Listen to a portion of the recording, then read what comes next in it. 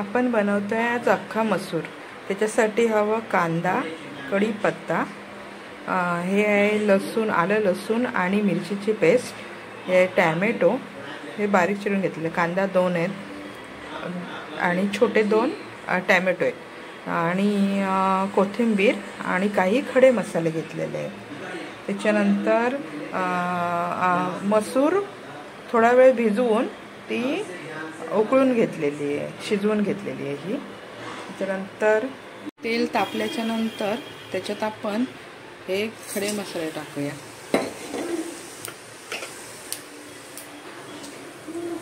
आता आपण त्याच्यात कांदा टाकून चांगला परतवून घेऊया। कांदा थोडा शिजत आला की आपण त्याच्यामध्ये टाकूया आलं लसूण मिरची आणि थोडीशी कोथिंबीर ह्याची पेस्ट।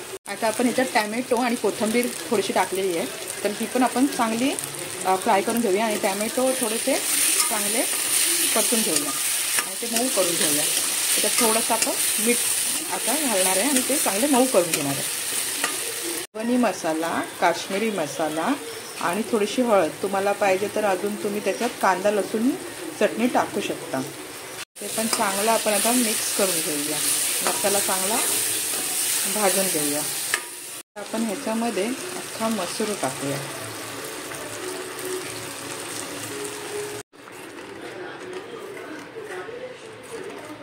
आपला अख्खा मसूर तयार आहे। त्याच्यात आपण थोडीशी कोथिंबीर टाकूया। अशा प्रकारे आपला अख्खा मसूर तयार आहे।